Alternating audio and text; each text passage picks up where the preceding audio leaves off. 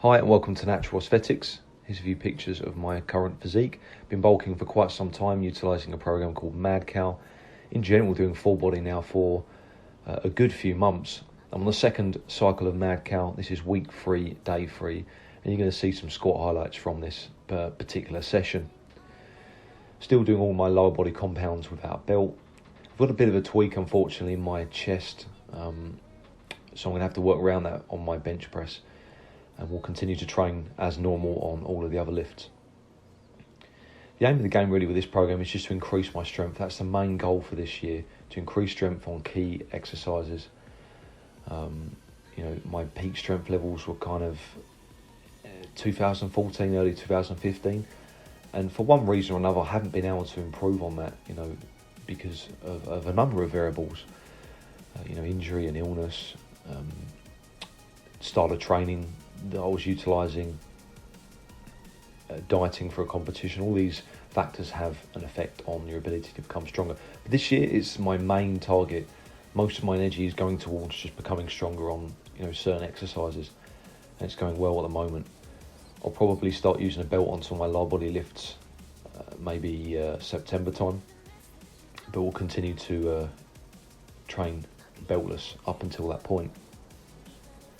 So this is a set of 150 for free.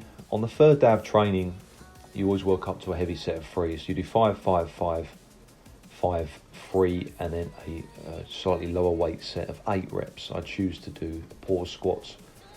I don't always do it, but on this particular session I did, and just get you used to reaching full depth. So you're more comfortable at full depth with the hip joint being lower than the knee joint.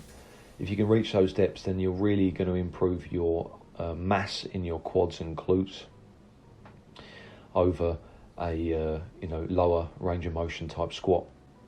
Then moving on to some alternated curls, about 30 kilos here. Haven't done that exercise for quite some time. 3 sets of 5, and then 21s followed by overhead extensions for the arms to finish.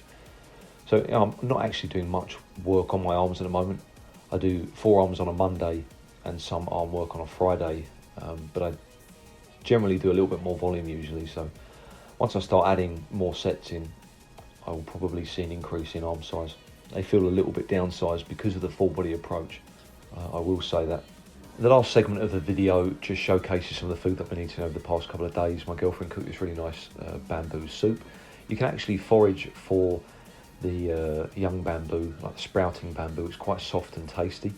Obviously, as it becomes more mature, it solidifies, becomes a wooden texture. You can't eat that. You can't eat mature bamboo, but you can eat the young stuff, and it's very, very tasty. So she made a nice soup from that. We also got some mushrooms from the woods, and she cooked those as well. In my opinion, it's really nice to not be completely dependent on the supermarkets for your food. It's a really good feeling when you can eat food that you haven't actually had to go to the supermarket to buy. You've got it off of the land. In my opinion, the constant push for health and safety and food hygiene regulations has completely ruined the food in this country and the Western world in general, really.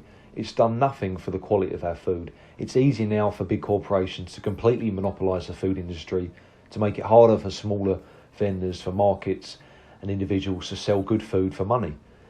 We've become so detached from where our food comes from, so reliant on these big corporations that even if they were poisoning us or ripping us off, we couldn't do anything about it because we've become dependent upon them to feed us food. So it's nice to step away from that and kind of, just get the food from the land. In the Eastern world, it will change at some point. They don't worry about health and safety and food hygiene as much. If the food's crap and you get sick from the food, you're not going to go back there again. These food vendors have survived for decades. They must be selling good food.